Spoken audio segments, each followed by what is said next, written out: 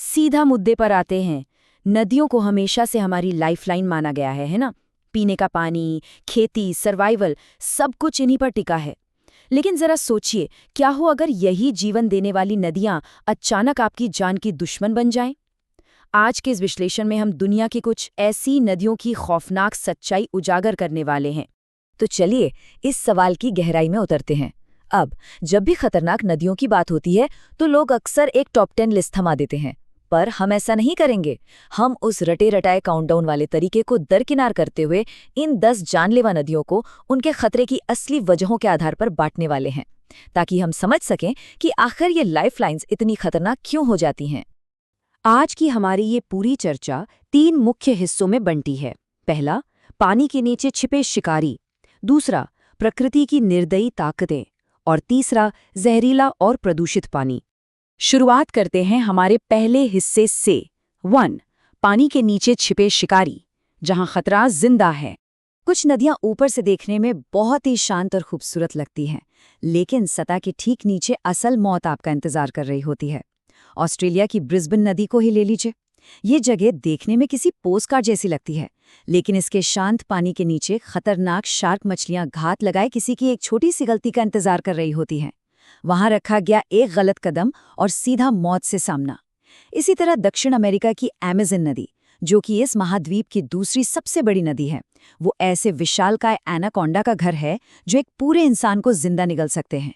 सोचकर ही रोंगटे खड़े हो जाते हैं। अब जरा इस नंबर पर गौर कीजिए, 66,050 किलोमीटर। ये कोई छोटा मोटा फासला नहीं है, बल्कि ये अफ्रीका की नील नदी की कुल लंबाई है। अब आप खुद सोचिए, इतनी विशाल नदी इन खतरनाक जीवों के लिए कितना बड़ा प्लेग्राउंड बन जाती है। यहाँ आपको सिर्फ विशाल मगरमच्छ ही नहीं मिलेंगे, बल्कि ऐसी जहरीली मकड़ियाँ और मच्छर भी मिलेंगे जिनका एक कांटा आपको गंभीर रूप से बीमार करने के लिए काफ़ी है। और ये बात इस खतरे को बिल्कुल सही तरीके से बयां करती है। खतरा हमेशा आकार में बड़ा नहीं होता। अमेज़न नदी के खून की प्यासी पिराना मछलियों को ही देख लीजिए।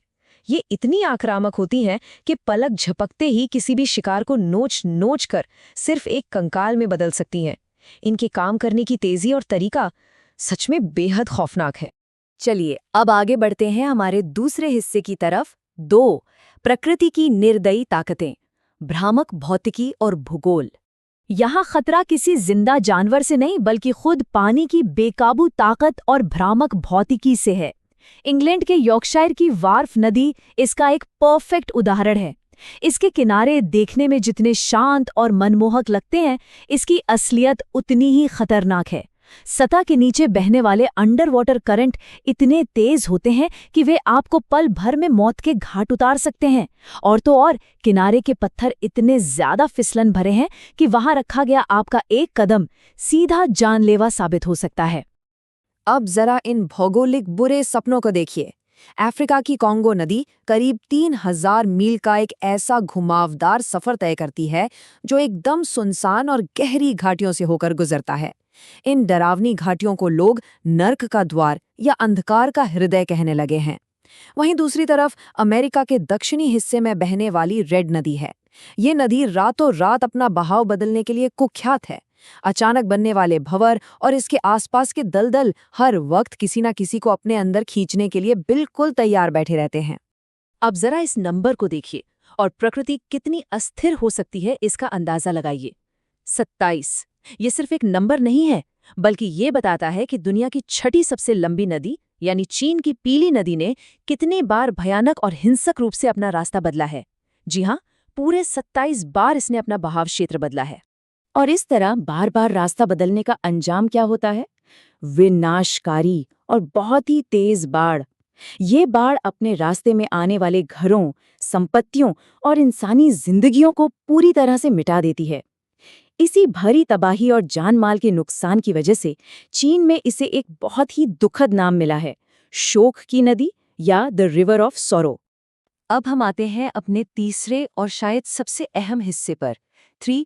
जहरीला और प्रदूषित पानी, अप्राकृतिक और मानव निर्मित खतरे। प्रकृति तो फिर भी जानवरों और पानी की तेज धाराओं तक सीमित थी, लेकिन सबसे ज्यादा परेशान करने वाले खतरे पूरी तरह से अप्राकृतिक हैं। इन्हें इंसानों ने खुद बनाया है। इस टेबल पर नजर डालिए। रूस की येनिसे नदी करीब 3445 किलोमीटर लंबी है और 6 अलग-अलग शहरों से होकर बहती है। लेकिन कारखानों से निकलने वाले जहरीले रसायनों और खतरनाक रेडिएशन ने इसे इतना दूषित कर दिया है कि इसके आसपास रहने वालों के स्वास्थ्य पर बहुत ही भयानक असर पड़ रहा है। इसके बाद बात करते हैं इंडोनेशिया के जावा द्वीप पर बहने वाली सिटारम नदी की। सच कहूं तो ये नदी कम और कचरे का कोई विशाल डंपिंग ग्राउंड ज्यादा लगती है। विडंबना देखिए कि इसे साफ करने की कई कोशिशें पूरी तरह से नाकाम हो चुकी हैं।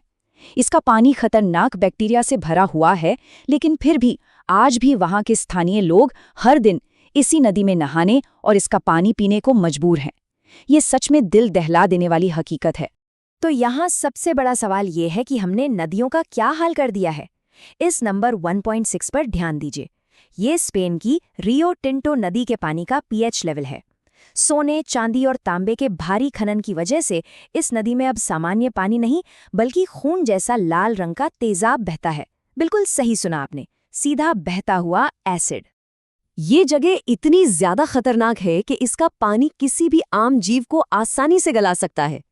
ये एक बेहद अजीब सच्चाई है कि इस नदी के पास पनपने वाले इकलौते जीव कुछ बहुत ही खास एक्सट्रीमोफाइल बैक्टीरिया हैं या फिर वो वैज्ञानिक जो वहां उन पर रिसर्च करने आते हैं। इसके अलावा यहाँ कोई भी सामान्य जीवन सर्वाइव ही नहीं कर सकता। और इसी के साथ हम आते हैं अपने निष्कर्ष पर। असली खतरा क्या है? इन तीनों कैटेगरीज को देखने के बाद एक बहुत ही डरावनी तस्वीर सामने आती है। प्रकृति ने तो खतरनाक शिकारियों और पानी की शक्तिशाली धाराओं का निर्माण किया था, लेकिन ये जहरीली और तेजाब से भरी नदियां किसने बनाई? ये सच में सोचने वाली बात है कि दुनिया को जीवन देने वाली इन लाइफ लाइन्स को मौत के घाट में बदलने के पीछे सबसे बड़ा हाथ खुद इंसान का ही है। अगली बार जब आप किसी खूबसूरत नदी को देखें तो ये जरूर सोचिएगा। हमारे इस विश्लेषण में शामिल होने के लिए आपका बहुत बहुत शुक्रिया।